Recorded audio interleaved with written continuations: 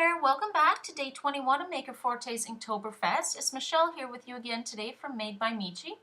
And today we're going to be playing with some Distress Oxide inks on a dark cardstock.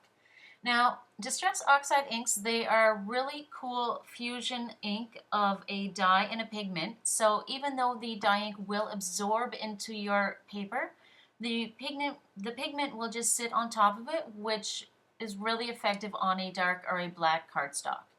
Now, for my video today, I'm going to be using the Maker Forte Eclipse Black cardstock, and I'm going to be using the same same three colors of ink all throughout it. We're going to be using Peacock Feathers, Picked Raspberry, and Wild Honey. Now, for the first one, I'm just going to be doing some regular old ink blending on the black cardstock. So you just start going in with each color and just start blending off the paper at first and going in, and then keep going with each additional color. Again, the Picked Raspberry I started with, I'm using the Wild Honey and then the Peacock Feathers. So you just keep blending each color, and as you transition from one color to the next, you just go back over that line and just blend it and soften it a bit so you get a nice smooth transition from one color to the next. So you just keep blending until you're happy with how it looks. I needed to add a little bit more yellow there, so I went back in with the yellow. And I just kept going back and forth until I was happy with it. And then once I am done with that, I am going to give it a little spritz of water with my Distress water sprayer. Just kind of add some water droplets and pull off some of that ink. So I just gave it a little bit of a spray. I left it on for a few seconds. I could have left it on longer if I wanted to. But then I just dabbed it all off with a paper towel once I was happy with it.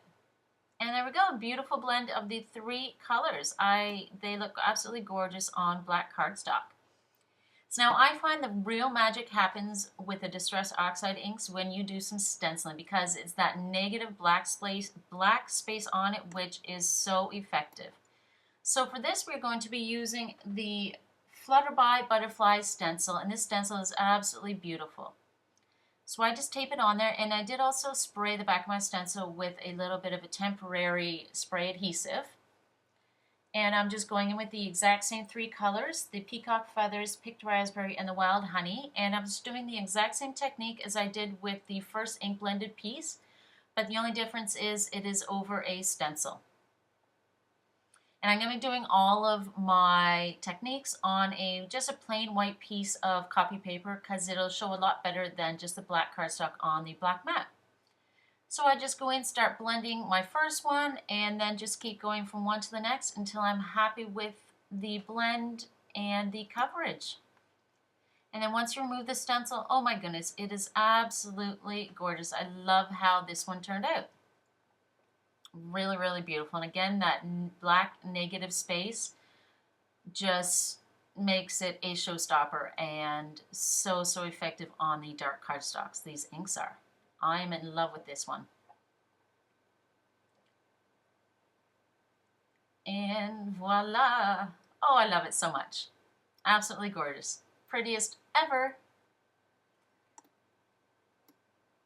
Love how that one turned out. Black Butterfly is gorgeous. And so for the next one, we are going to be doing some more stenciling, but we are going to be using on a piece of glossy black cardstock. So now, because this is a glossy cardstock, it is going, and we're going to be doing heat embossing on it. You do want to really prep your paper with the anti-static powder, because the embossing powder will stick to it, guaranteed. You can see my fingerprints there coming through. But with the anti-static powder, it works perfectly. And don't worry about adding tons, it will not affect it whatsoever. So I did spray the back of this stencil with some temporary adhesive, but the anti-static powder did affect the stickiness of a bit, so just make sure you hold it down really well with your hands. So I first go in doing the exact same method as before, just doing some ink blending, just blending on the inks. But because it is a glossy, the inks kind of slide off it a bit, so I did go back in and I just kind of pounced the ink back on to get a bit of texture and also for the ink to stay put in place so you're not just moving it around with the brush. And that technique worked out really, really effective on the glossy cardstock. So once I was happy with the first color, I just moved on to the second and the third color.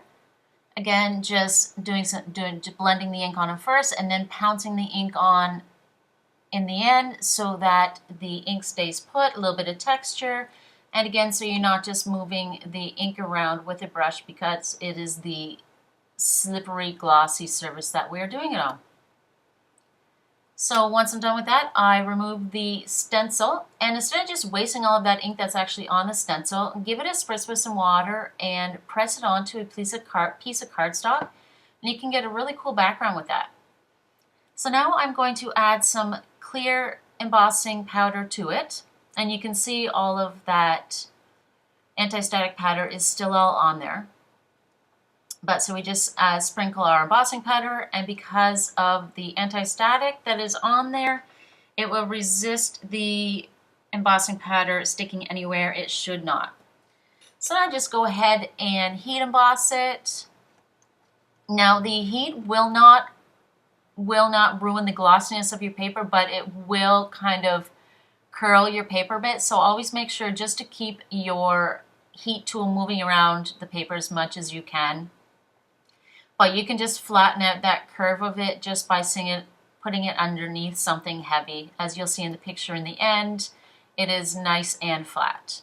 So now that looks gorgeous as it is, but once you just take a cloth and wipe off all of that anti-static powder, oh my goodness, absolutely gorgeous. I absolutely love this one on the glossy black cardstock. So gorgeous. And it's kind of like you're doing the emboss resist, but you're rubbing off the anti-static powder instead of Distress ink off the embossing. And that, I absolutely love how that one turned out as well. I tell you, the stenciling on the dark cardstock is absolutely fantastic. So now for the next one, we're going to be doing some ink smooshing. So again, I just take the same three colors and I grab an acetate sheet. I like doing it this way because you can see exactly where you are going to put the ink. Whereas the other way around, it's kind of a surprise if you put your paper down into the ink. So I just add different layers of it, and I just dry it in between each one. That way you don't have the colors blending together and turning muddy. But as long as you have colors that blend nicely together and go together on the color wheel, it should be all good. But that is the magic of the oxides. You can layer them and you will see each color through it. So just make sure each layer is dry in between, and it will turn out absolutely beautiful. Now this would be a really, really cool background to do like a galaxy, a night sky. I am getting total 80s vibes from this as well. These colors are absolutely gorgeous together, and I love how this looks. But again, this would be a really, really cool galaxy sky. Add some black, some white paint splatters to it. Really, really cool it would be. But I am totally getting 80s vibes from this. But I love how the ink smooshing is on the black. You get even though it's the same inks that you would use on a white cardstock, on black, they just take on a whole different vibe and a whole new look. I love how that one turned out. And so for this, we're going to be doing just some plain old stamping on black cardstock, excuse me. For this, we're using the Iced Ice Baby stamp set from Maker Forte, which are these really, really fun topper images for like a cappuccino or a latte that you would do with your cocoa powder. But instead of cocoa powder, we are using the Oxide inks. So I stamped each layer about 3 times just to make it a little bit darker, a little bit more vibrant, but you will notice that as the ink dries, it does soften a bit and you get kind of like a chalky look to it, which is really, really cool. So in between each time I stamped it, I did dry it with my heat tool. And I just continued on with it, and I did the exact same 3 colors again, the picked raspberry, the wild honey, and the peacock feathers. And it does get deeper and a little bit more vibrant with every time that you do stamp it. So you just want to make sure that you do dry it in between each layer of ink that you add on there. But the Distress Oxide inks, they do stamp out beautifully on paper because of that pigment that is in them. Whereas if you were just to use the regular Distress inks, it would not show up and it would have much more of a distressed look. But the Oxides stamp beautifully, as you can see. So I just go in with each color again, dry it in between each layer of ink, and then I just finish it off with the peacock feathers. And I love these three colors, absolutely gorgeous, and they stamp beautifully on the dark cardstock. And so for the last technique, we're just going to be doing some plain old ink splattering. I absolutely love this. It adds just that perfect touch to any project or card, and I love a little bit of ink splattering.